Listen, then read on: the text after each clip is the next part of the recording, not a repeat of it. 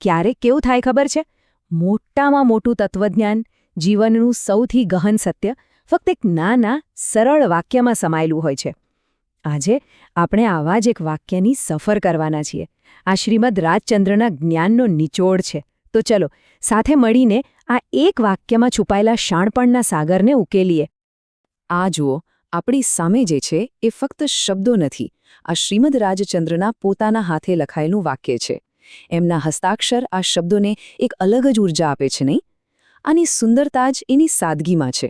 અને આ એક જ લીટી જીવનની સૌથી મોટી ગૂંચ ઉકેલવાનો દરવાજો ખોલી શકે છે.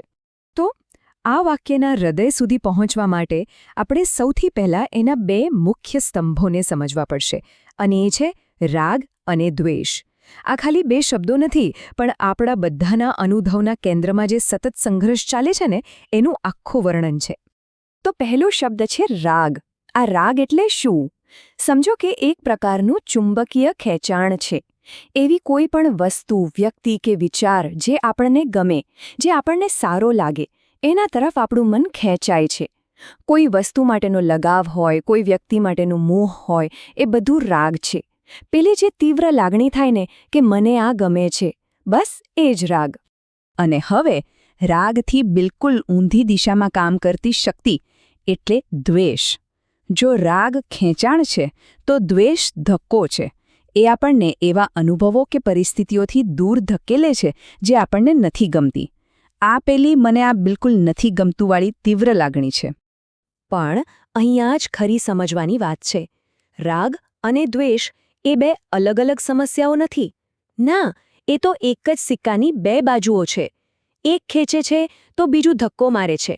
અને આ બંને મળીને આપણા મનને સતત ડોલાવતા રહે છે, અશાંત રાખે છે. આપણી બધી શક્તિ આ ખેંચતાણમાં જ વપરાઈ જાય છે. તો સવાલ એ થાય કે શું આપણે આ ખેંચાણ અને ધક્કાની રમતમાં આખી જિંદગી ફસાયેલા જ રહીશું? શ્રીમદ રાજચંદ્ર કહે છે, ના, આનો એક ઉપાય છે. અને એ ઉપાય વાક્યના આગળના શબ્દોમાં જ છુપાયેલો છે: રહિત થવું. જુઓ, રહિત થવું શબ્દનો અર્થ બહુ ઊંડો છે.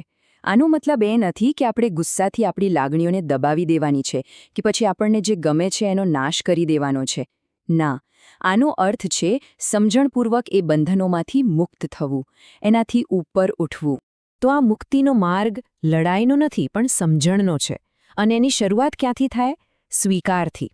પહેલાં તો એ સ્વીકારવું કે હા, મારા મનમાં આ ખેંચતાણ સતત ચાલે છે. પછી બીજું પગલું છે એ સમજવું કે આ મારો સ્વભાવ નથી, આ તો મનની આવતી જતી અવસ્થાઓ છે. અને છેલ્લે આ બધાના સાક્ષી બનવું, એક એવી સ્થિરતા કેળવવી કે જ્યાં આ લહેરો આવે ને જાય પણ આપણને ડગમગાવી ન શકે. ચાલો હવે આપણે આ વાક્યના અંતિમ અને કદાચ સૌથી શક્તિશાળી ભાગ પર આવીએ: મારો ધર્મ. આ શબ્દ સાંભળીને શું વિચાર આવે? શું અહીં કોઈ પરંપરાગત ધર્મની વાત થઈ રહી છે? અહીંયા ધર્મ શબ્દ કોઈ ચોક્કસ પૂજા પદ્ધતિ કે સંપ્રદાય માટે નથી વપરાયો. એનો અર્થ બહુ જ વિશાળ છે. ધર્મ એટલે આપણો સાચો સ્વભાવ, આપણું મૂળભૂત કર્તવ્ય. આપણે મૂળમાં જે છીએ એ જ આપણો ધર્મ. અને હવે બધા ટુકડાઓ એકસાથે જોડાય છે અને આપણને એ સંપૂર્ણ વાક્ય મળે છે જે જીવનનો સાર કહી દે છે: રાગ અને દ્વેષથી રહિત થવું, એ જ મારો સાચો ધર્મ છે. વિચાર તો કરો, કેટલો ક્રાંતિકારી વિચાર છે. આનો અર્થ એ થયો કે સાચી આધ્યાત્મિકતા કોઈ બહારની ક્રિયામાં નથી, પણ મનની અંદરની શુદ્ધિમાં છે. આ ગમા અણગમાના ચક્રથી ઉપર ઉઠવું, એ જ સાચી સ્વતંત્રતા છે. એ જ અંતિમ ધર્મ છે. પણ એક મિનિટ, આ બધું તો બરાબર, પણ સદીઓ જૂની આ વાત શું આજની આ ફાસ્ટ ફોરવર્ડ, સોશિયલ મીડિયા અને સતત નોટિફિકેશનવાળી દુનિયામાં કામ લાગી શકે ખરી? જવાબ કદાચ તમને નવાઈ પમાડશે. અરે, કામ લાગે એટલું જ નહીં. આજની દુનિયામાં તો આ સિદ્ધાંતની સૌથી વધુ જરૂર છે. જ્યાં આપણું ધ્યાન સતત ભટકે છે, ત્યાં આ વિચાર માનસિક શાંતિ માટે એક ચાવી બની શકે છે. જરા વિચારો, જો આપણા નિર્ણયો પક્ષપાત વગરના અને વધુ સ્પષ્ટ બને, જો જીવનના સારા નરસા પ્રસંગો આપણને અંદરથી હલાવી ન શકે, તો જીવન કેવું સ્થિર અને સંતુલિત બની જાય? આ સિદ્ધાંત એ સ્થિતિ સુધી પહોંચવાનો રસ્તો બતાવે છે. અને આખું વિશ્લેષણ આપણને અંતમાં એક સૌથી મહત્વના સવાલ પર લાવીને મૂકી દે છે: આપણા રોજિંદા જીવનમાં નાની નાની પળોમાં આ રાગ અને દ્વેષના ચક્રમાંથી બહાર નીકળવાની પ્રેક્ટિસ, એનો અભ્યાસ કોઈ કેવી રીતે શરૂ કરી શકે? આનો જવાબ કદાચ દરેક વ્યક્તિએ પોતાની અંદર જ શોધવાનો છે.